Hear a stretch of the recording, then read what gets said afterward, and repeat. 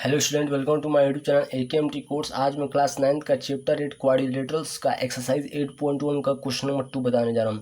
जो question number 2 है, बोल रहा है कि इफ यदि the diagonals of parallelogram are equal, यदि कोई पैरेललोग्राम का ABCD एक हमारा पैरेललोग्राम है, इसका डायगोनल AC और BD इक्वल हैं, तो शो करना है कि show that it is a rectangle. तो वो हमारा क्या होगा, वो एक रेक्टेंगल होगा।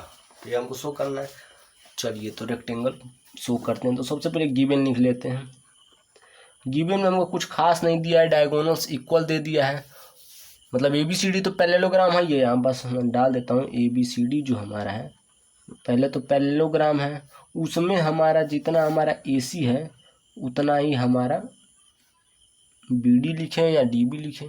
DB लिख देता हूँ, ठीक, एक ही चीज़ है। ठीक, ये इसी में थोड़ा कंफ्यूज हो जाता हूँ मैं, ये BD लिखा जाए या DB लिखा जाए। ठीक है, चलिए, तो AC इक्वल टू DB। ठीक, चलिए, ये हमारा कहाँ से मिला, गिवन से मिला। चलिए, अब जो प्रूफ करना है, टू प्रूव हमको क्या करना है कि इस ABCD को रेक्टेंगल प्रूव करना है।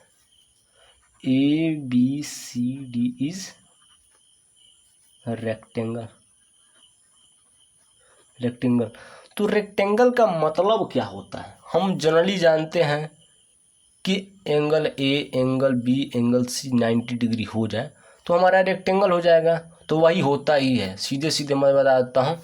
रेक्टेंगल मतलब हमको पहला चीज़ होता है कि चारों साइड्स 90 डिग्री हो, वो रेक्टेंगल हो जाएगा, एक प्रकार का रेक्टेंगल। ना कि स्क्वायर भी एक प्रकार का रेक्टेंगल ही होता है। ठीक, चलिए, तो हमको जो मेन प्रूव करना है, ABCD क्या रेक्टेंगल होगा। तो रेक्टेंगल कब होगा, जब हमारा एंगल A और एंगल B और एंगल C और एंगल D हमारा 90 डिग्री हो जाए, तो ये हमारा क्या हो जाएगा, रेक्टेंगल हो जाएगा।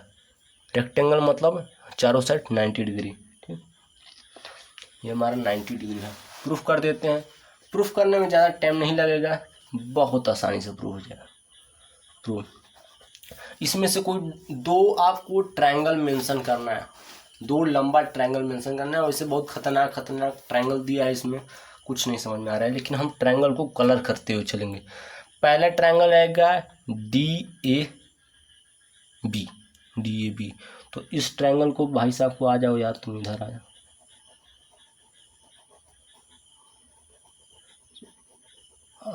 चलिए, ये हमारा DAB वाला ट्रायंगल हुआ। कोई भी दो ट्रायंगल ले सकते हैं, मैंने तो ये इसी को चुना। उसके बाद एक ट्रायंगल लेंगे CBA। ठीक, CBA भाई का थोड़ा सत्कार कर दिया जाए, आदर सत्कार। चलिए, CBA। अब ध्यान दीजिएगा, CBA में हमारा AB कॉमन आ रहा है, यही मेन कॉन्सेप्ट बनाएगा। पूरा टोटल काम जो बिगाड़ता है यहीं पास, दोनों का हमने यहाँ पास कर दिया। तो जब दोनों एक ही में आ गए, मतलब ये हमारा AB जो है कॉमन है, कॉमन साइड है, पहचान के रखिएगा। ठीक, AB हमारा यहाँ पास मैं लिख भी देता हूँ, कॉमन है। कॉमन किस लिए, क्योंकि इसमें लाल अरे हरा पेन भी चलाया और काला पेन भी इसमें चलाया, इसलिए AB वाला जो है कॉमन है। ठीक, AB हम कॉमन है, इसको याद रखिएगा। चलिए, अब इन दोनों ट्रायंगल को मेंशन करते हैं। In triangle DAB and triangle CBA, दोनों ट्रायंगल में, ठीक, दोनों ट्रायंगल में अगर देखा जाए तो डायगोनल्स इक्वल हैं। तो यहाँ पास हम लिख सकते हैं कि AC इक्वल टू DB, ये तो हम लिख ही सकते हैं। तो यहाँ पास लिखते हैं, चूँकि इन्वर्स करके इसको लिखना पड़ेगा, कैसे, DB इक्वल टू AC। ठीक, कहीं कहीं इसको मैनेज करना पड़ता है। अगर ऐसा इक्वल में है तो या तो LHS को RHS भेजिए, इसको मतलब सीधे सीधे मतलब इधर उधर कर सकते हैं, उसमें कोई डिफरेंट नहीं होता है। हाँ, साइन को भाई साइन सेम होना चाहिए ना, इधर उधर करते समय दोनों को अगर एक साथ इधर उधर कर रहे हैं तो साइन सेम होना चाहिए। प्लस है तो प्लस, माइनस है तो माइनस। ठीक, चलिए, ये हमारा कहाँ से मिला, गिवन से मिला। भाई साहब तुम गिवन से आ गए। अब हमको AB कॉमन मिल रहा है, मैंने बताया था यहाँ पास AB कॉमन होगा, वो कॉमन लूँगा अभी मैं। AB equal to A B लिख देता हूँ या बी ए है यही पास देखिएगा, इसको यहाँ बी ए लिखना पड़ेगा, ठीक, क्योंकि इसको हम बहुत मैनेज करके रखना पड़ता है। अब देखिए ए बी कैसे लिखा मैंने यहाँ, क्योंकि ये ऐसे जा रही है, तो ऐसे जा रही है मतलब कहा ए बी से, ए से बी जा रही है, मतलब जी अगर बात कर रहे हैं हम जो ट्रायंगल ले रहे हैं वो डी ए बी मतलब ए से बी ओर जा रही है, और इस ट्रायंगल में सी बी ए मतलब बी से ए ओर आ रही है, लेकिन ए बी है या बी ए तो यही साइड है ना, पर्टिकुलर साइड तो यही है, तो इसलिए हमारा इक्वल हो जाएगा कॉमन। ऐसा अब तुम कॉमन हो गए, ठीक। अब चूंकि ये पैरेललोग्राम है तो इसका हमने पैरेललोग्राम की प्रॉपर्टीज में पढ़ा था कि उसका जो दोनों पेयर ऑफ साइड्स होंगे वो पैरेलल होंगे, पैरेलल तो होबे करेंगे और इक्वल भी होंगे। तो इक्वल में क्या लिख सकते हैं, A D equal to B C नहीं लिख सकते हम, बिल्कुल लिख सकते हैं, हमारा जन्म सिद्ध अधिकार है A D equal to B C, ठीक, ये हमने लिख लिया। क्यों, क्योंकि पैरेललोग्राम है, पैरेललोग्राम की प्रॉपर्टी है, तो ये हम क्या लिखे रीजन में, प्रॉपर्टी ऑफ पैरेललोग्राम, ठीक। एक तरफ से थ्योरम में हमने पढ़ा था कि अगर पैरेललोग्राम है तो pair of two sides are equal and also parallel, तो ए डी है वो बी सी के इक्वल हो गया। तो हमको यह तीनों का तीनों साइड दिख रहा है, और ध्यान से देखेंगे तो ये जो तीनों हैं एक साइडें हैं एक प्रकार से, तो हम क्या लिख सकते हैं, by side side side congruency के तहत triangle D A B congruent to triangle C B A, दोनों ट्रायंगल कॉन्ग्रुएंट हो गए, ठीक। अब जब दोनों ट्रायंगल कॉन्ग्रुएंट हो गए तो ध्यान दीजिएगा, एंगल डी ए बी ये वाला एंगल और सी बी ए ये वाला एंगल, मतलब दोनों ट्रायंगल का देखा जाए ये वाला एंगल, और पूरा देखिए डी ए बी ट्रायंगल का एंगल ए और सी बी ए ट्रायंगल का एंगल बी इक्वल हो जाएगा सी पी सी टी के माध्यम से। तो मैं यहाँ पास डायरेक्ट लिख देता हूँ angle A equal to angle B, ठीक। अब कैसे, ये बीच में है, ये भी बीच में है, तो सीधे सीधे बात है, एंगल ए होगा एंगल बी के साथ सी पी सी टी लगा दीजिए, ठीक। एंगल ए है एंगल बी के साथ इक्वल हो गया, सी पी सी टी के साथ हमने इक्वल किया है, ठीक। चलिए इसका यूज आएगा।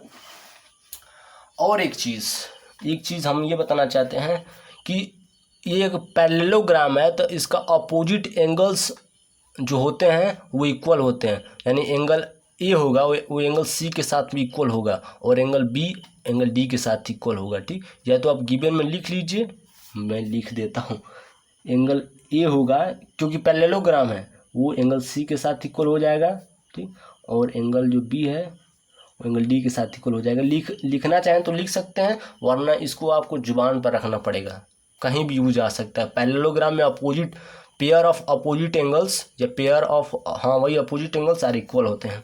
चलिए तो ये हमारा हो गया angle A equal to angle B, ठीक हो गया।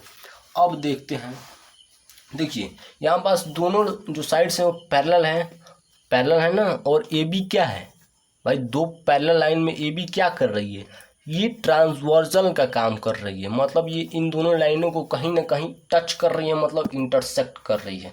तो हम यहाँ पास लिखेंगे, क्या लिखेंगे कि चूँकि मैंने इसको ज़्यादा ऊपर कर दिया, एक बार फिगर देख लीजिएगा, कॉन्सेप्ट में बैठा लीजिए, A D parallel to B C, और ये हमारा ट्रांसवर्सल है, तो ए डी भैया पैरेलल है टू बी सी एंड इसमें ए बी जो है हमारा क्या है, एक ट्रांसवर्जल है टू, ठीक, ट्रांसवर्जल है। बी हमारा ध्यान दीजिएगा, ये दोनों क्या है, दोनों पैरेलल है और ये भी ट्रांसवर्जल है।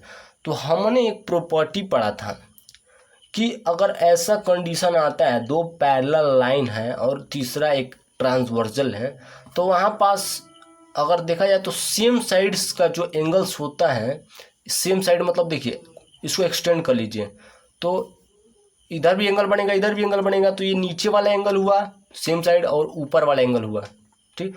तो एंगल ए और एंगल बी को जब ऐड करेंगे तो 180 डिग्री आएगा। चैप्टर 6 में आप खोल के देख लीजिएगा, हमने प्रॉपर्टीज पढ़ा था, ठीक। तो एंगल ए और एंगल बी का जो सम होगा यहाँ पास मैं लिख देता हूँ, angle A plus angle B का जो सम होगा कितना होगा 180 डिग्री। ठीक, क्यों होगा? क्योंकि ऐसा अगर कंडीशन आता है और तो ये क्यों होगा? क्योंकि हम सेम साइड का जब सम करेंगे, ठीक, रीज़न लिख लीजिएगा अपने से, मैं बता देता हूँ, ठीक, क्योंकि टाइम बहुत ज़्यादा हो गया है। देखिए, दो पैरेलल लाइन है और तीसरा इंटरसेक्ट कर रही है, ट्रांसवर्सल है, तो कोई भी एक साइड LHS या RHS होगा, तो या तो LHS का ऐड कर दे दोनों एंगल्स, इंटीरियर एंगल ना, इंटीरियर एंगल, ठीक, या तो RHS का, तो 180 डिग्री आ जाएगा। ठीक, तो angle A plus angle B equal to 180 degree. तो हम यहाँ पास angle A plus angle A ही लिखेंगे इक्वल टू 180 डिग्री।